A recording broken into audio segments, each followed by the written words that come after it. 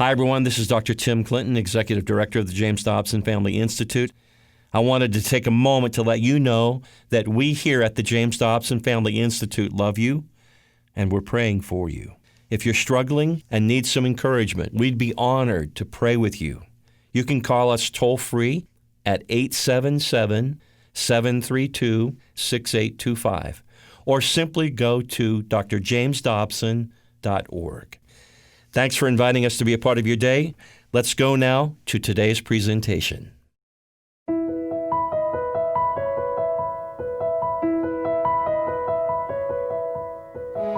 Ladies and gentlemen, in my 44 years on the radio, I've had the opportunity to interview President Ronald Reagan and George Herbert Walker Bush and many other leaders of note. But I am deeply honored today to have as my guest the 70th United States Secretary of State, Mike Pompeo.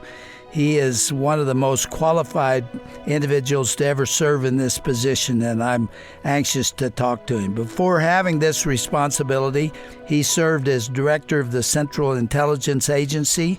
He's a graduate of Harvard Law School and was the editor of the prestigious Harvard Law Review.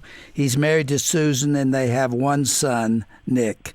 Mr. Secretary, I've watched you from afar, especially in the last couple of years, and I respect you highly. I've been out there cheering for you, and you didn't even know it. I could feel the prayer, though. We are praying for you, and there's many people around this country who are doing so as well. You are obviously carrying a very heavy load at this time. Thank you so much for joining us today. It's wonderful to be with you. I consider it a blessing, and I'm looking forward to the conversation a great deal. I would like to begin with a subject that offers a little good news, and the Lord knows that we need it now.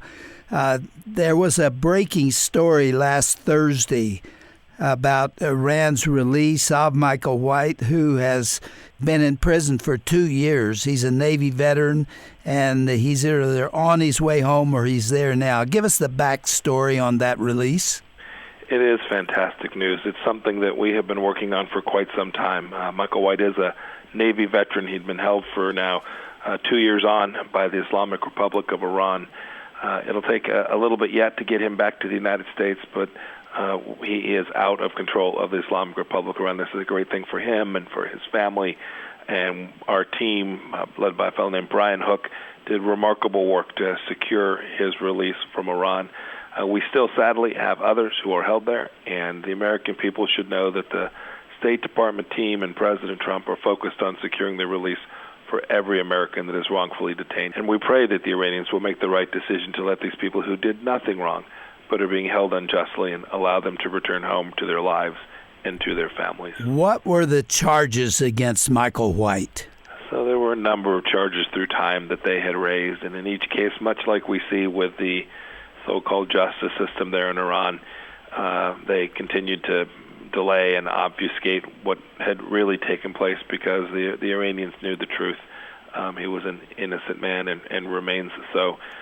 They charged him with things that relate to espionage and others, and this is the nature of what this regime has done, and we hope all nations will join us in calling for every country that holds people on these kinds of false charges and allow these people to come back home. Is there an easy answer to how many Americans they're holding now? There is. It's a handful that are left there. We've been very fortunate. We've had others come home before Michael White as well, so we've been relatively successful, but we've also been very clear we don't pay for the return of our hostages, and so it is hard diplomatic work to convince the Iranians that it's the right thing to do, and we are very focused on getting those who are remaining, the handful that the Iranians are still holding, getting them back as quickly as we can.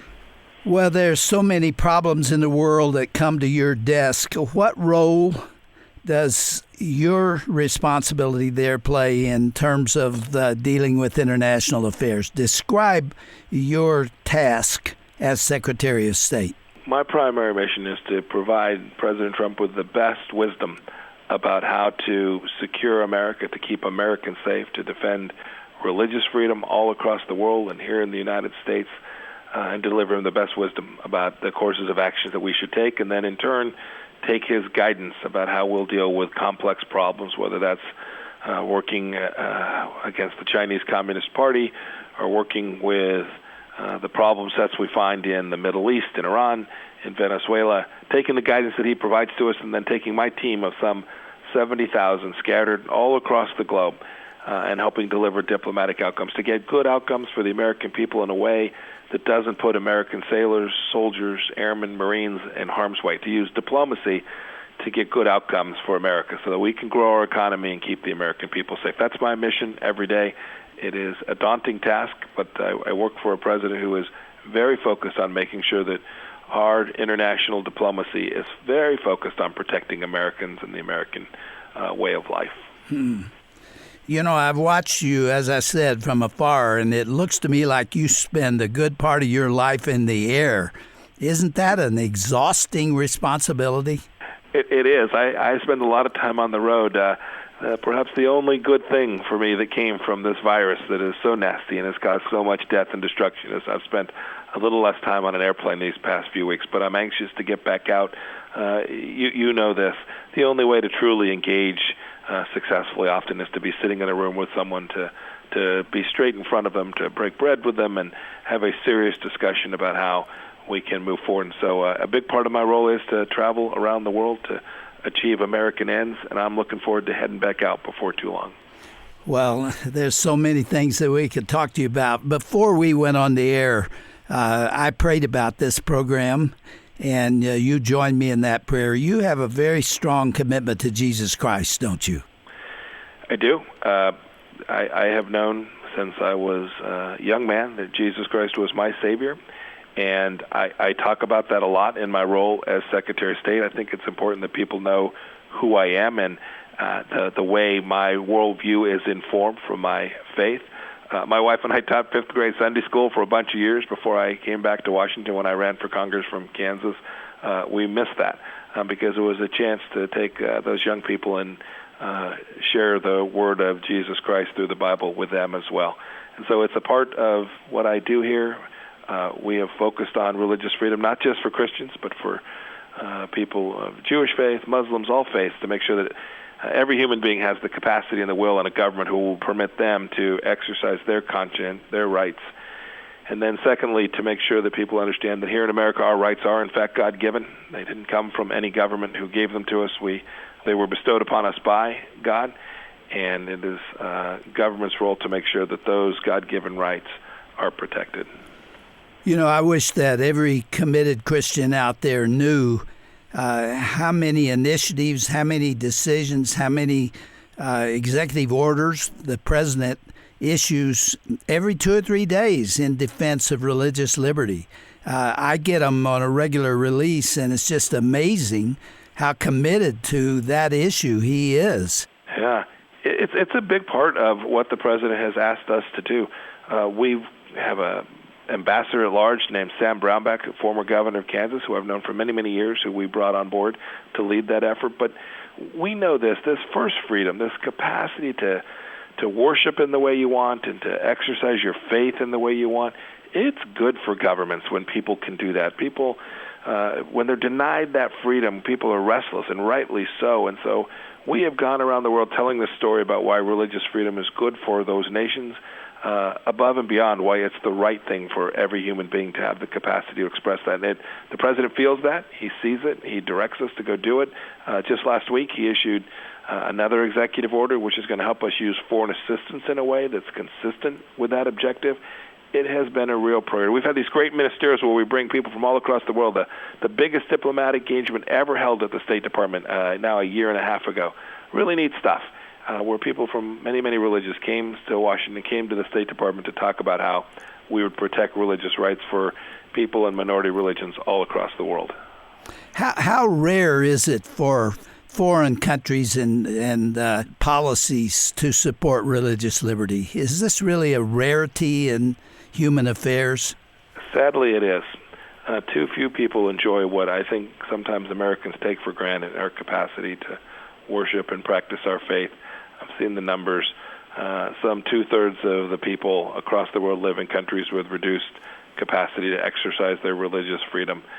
It just makes that mission all that much more important for us to encourage leaders across the world to understand why it's the right thing to do, why these fundamental rights are so important to grant to their people. Yeah. You were interviewed on Fox News. I happened to be watching. This was last week. And you were talking about China and the threat it poses to the country. Why should we be concerned about a nation on the other side of the globe? So, Jim, you and I have been around a while, and we have seen what governments that deny religious freedom, what communist authoritarian regimes do not only to their people, that's bad, but the risk that it poses to the United States of America and Americans is very real as well. You could see it in the up close and personal in the context of the virus that began in a place called Wuhan, China. And you'd say, goodness gracious, where's Wuhan? Why does that matter to me? Well, it turns out that from Wuhan, China, the Chinese Communist Party permitted people to travel. They traveled to New York. They traveled to Milan. And now hundreds of thousands of people across the globe are dead. And so as much as we might like to think, boy, they can do their thing and we'll do ours, the actions that these regimes take and the behavior of the Chinese Communist Party in the time of that pandemic, where they couldn't tell the truth, they couldn't share with the world what happened, those things have a real-world impact all across all this long way from China. That's one example why we need to do everything we can to make sure that we're doing all the right actions, not for the benefit of anyone, save for the American people. Does the Chinese government, the communist government there, really intend to establish world dominance, militarily and otherwise? Do they really have us in their crosshairs? I don't think there's any doubt that the Chinese Communist Party believes that they now have a very powerful military. They have 1.4 billion people, and they are beginning to move into places like Africa, and they're running influence operations here, even in our United States, with the effort to undermine the democratic values, the freedom-loving values that places like the United States and places like Europe have. And so if you ask me the question, does the Chinese Communist Party have every intention of taking away those central ideas that our founding fathers bestowed upon us? I think the answer is almost certainly yes, and we have an obligation to convince them that it is not in their best interest to do that, and second, that it will not be something that will go unnoticed, and that the United States, President Trump has been very strong, the United States will respond. We are going to make sure that no nation ever undermines the central nature of the American experiment. Well, I trust that there will always be an administration that understands that, because in one term they could do tremendous damage to the United States and to other freedom-loving people around the world. Tell us what's going on in Hong Kong now. What are the Chinese trying to do there? So this is yet one more example of the Chinese Communist Party denying basic freedoms. In this case, it was to the people of Hong Kong, where they had made a promise for 50 years they would allow Hong Kong to operate in an autonomous way. And frankly, over the last decade, we allowed them to continue to erode those freedoms. And President Trump has made the decision we're no longer going to tolerate that. It reached a point where it was no longer something we could look the other way from. And so we are now going to work diplomatically to convince the Chinese Communist Party to reverse course. And in the likely event that they don't choose that, we're going to respond in the way the President laid out to impose real costs for this decision, where just the basic freedom, the freedom to live your life, to speak and assemble, and all the things we take for granted are being denied to the people of Hong Kong in a violation of the very commitment that they made to those very same people.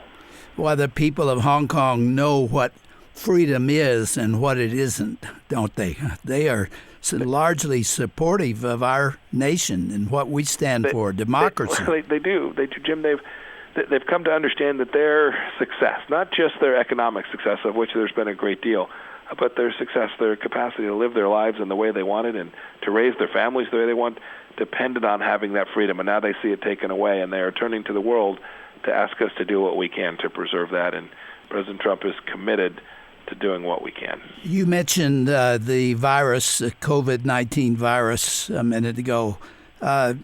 We know what it's doing to America. What has been its impact around the world?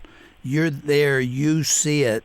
I think of the virus mainly in terms of what it's done to America, but there must be people who are starving to death, people who are sick and don't have access to medical care. There must be tragedies around the world as a result of this. Yes, sir. It's absolutely the case. There are no human beings who live in regions that haven't been impacted by this. We're blessed. We have wonderful medical systems here in the United States. As challenged as we have been, many of these countries don't have that kind of healthcare infrastructure, so they've been impacted even to a greater degree than we have. In some of these countries, they're further out, so the virus is just beginning to impact them. That ranges from places in difficult parts of Africa to Central Asia. Moscow has had a terrible time with it as well. The destruction that it has wrought on human lives and on human health and on economies, which will have a real-life implications as well for people's health and well-being, are truly of historic importance. And so our mission here has been to do two things. One, to make sure we do everything we can to protect lives of American people and keep them healthy, and now to go build our economy back out, which will benefit all of these people across the world. When you see this virus hit countries like Ethiopia and Bangladesh and countries that were already under enormous economic pain, that don't have the resources that the United States and other Western countries have, you know that this virus will be devastating. And I am hopeful that the Chinese will see that this was something that they could well have reduced the risk from, and that they will be part of the solution as well. We're counting on a global team to go develop a vaccine and therapeutics, and then ultimately to help build back these economies all around the world, so death and starvation that may flow from this virus will be diminished. Do you think China was just negligent in the way that they dealt with the virus after they knew about it, or was it intentional? There are still so many unanswered questions. When you see a nation, and this is what authoritarian regimes do, when they have a crisis, they close up. They refuse to share information. They kick journalists out. They disappear doctors or journalists. When you see authoritarian regimes behave in that way, there's real risk that there was something that they knew. We know that early in January or the end of December, they came to understand the risk that was presented to them, and then they, along with the World Health Organization, didn't get the information to the right places so that the globe could respond, the whole world could respond in a way that was sufficiently timely. They wouldn't even allow our scientists to come inspect the circumstances, did they? No, that's right. And indeed, they still have not. We still have, here we sit today, we still have unanswered question about how this began, who patient zero was, the very first patient that was impacted, and how this virus went from Wuhan in a single individual to the global pandemic we have today. We still haven't had our scientists in. We're still asking the Chinese government to permit that. We hope that they will. We need the world's best scientists to understand the history of this so that we can prevent something like this from ever happening again. Do you think we're getting a handle on it here in this country and maybe other places, or is the worst yet to come? No, I think we understand it a great deal better than we did just a couple of weeks back, and even a few weeks before that. We know more. We know how to respond to it more. Our best doctors and epidemiologists and scientists and pharmaceutical companies are working 24 hours a day, 7 days a week to develop both therapeutics and a vaccine. I am praying that they will get each of those just as quickly as they possibly can. But even here in the United States, we can see that we're learning how to respond to this in ways, and we're learning how to manage this process forward. And now, as the President has said, it's very important we get the economy going back again. Well, we're talking to Secretary of State Mike Pompeo, and there's so many questions I want to ask you. Let me ask you a rather complicated question, and one that's been on my mind. I hope that our listeners will follow this, but I've said many times that change occurs in a crisis. And when people are frightened or hungry or they're unemployed, they often become sitting ducks for tyranny. When given a choice, this is I'm not sure this is original with me. It probably isn't, but I believe it. When given a choice between chaos and tyranny, people will nearly always choose a dictatorship, because it presents itself as being more predictable. I'm sorry this is a lengthy question, but World War II resulted in part from the economic depression that swept Europe and other continents in the 1930s. 6 million Germans were out of work, and inflation completely destroyed their economy. Money was worth nothing. Adolf Hitler came along and presented himself as the only one who could bring stability to Germany, and they followed him. And instead, he brought destruction and 50 million deaths. So once again, the nations of the world are in crisis. Does that instability concern you at this time? It does. And your point, which is that the risk that someone in a crisis or in chaos will sell their soul for a farthing, right? Will accept the jackbooted thugs that come on and create a system, a government system that denies them their basic freedoms in exchange for some promise of a little bit of certainty and some economic capability. That risk is real. We see that in places around the world. But I must say, as a man of faith, I think that the soul is stronger than that, and that God is watching what's taking place today. And we saw that, too, on the flip side of World War II. We saw in other places around the world, we saw people say, we're just not going to do that. Our freedoms are too important. We're going to go fight for them. Where we said we're going to go restore certainty and freedom and democracy, and we're willing to risk our lives to do that at great economic cost and at great risk to their own lives.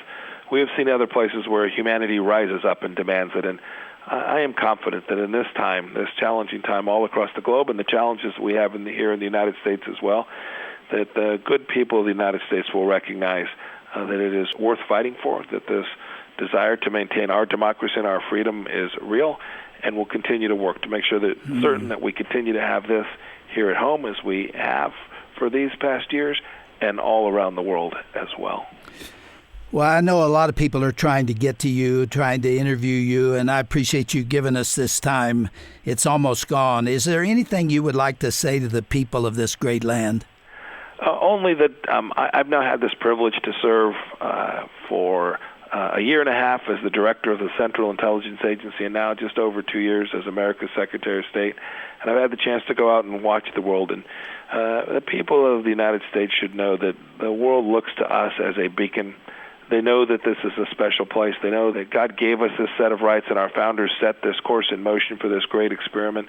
And they should know that they can be very proud that as I travel around the world, people want to see me. America's Secretary of State, they want to come to know me.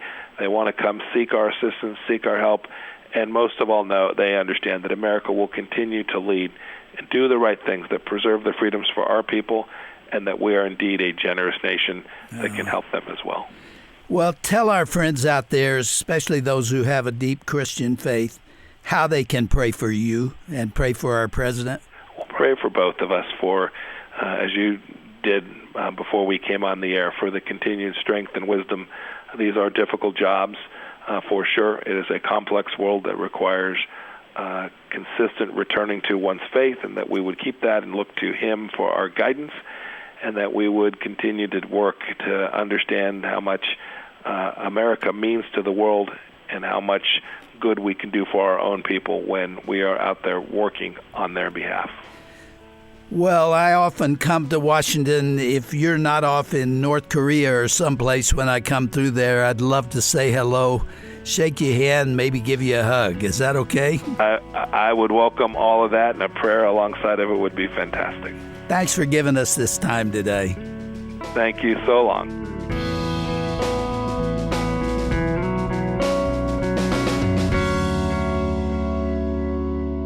You've been listening to Dr. Dobson's interview with the 70th United States Secretary of State, Mike Pompeo.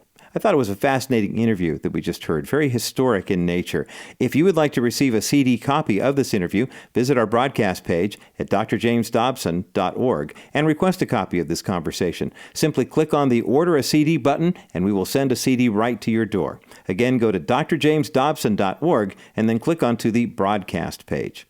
As we wrap up this broadcast, I want to remind you to sign up for Dr. Dobson's newsletter. Every month, he takes time to write about an issue that is impacting the institution of the family. Request a copy of any of Dr. Dobson's newsletters today by going to drjamesdobson.org. That's drjamesdobson.org. Or by calling 877-732-6825. That's 877-732-6825. Thanks so much for listening today and for your faithful support of this ministry. Family Talk is fueled by you, our faithful listeners. Your constant backing allows us to bring you these relevant and informative programs. Learn how you can partner with us by going to drjamesdobson.org. That's drjamesdobson.org. Or by calling 877-732-6825. That's 877-732-6825. Now, on behalf of Dr. Dobson and the rest of the staff, I'm Roger Marsh, praying blessings upon you and your family. Join us again next time for another edition of Dr. James Dobson's Family Talk.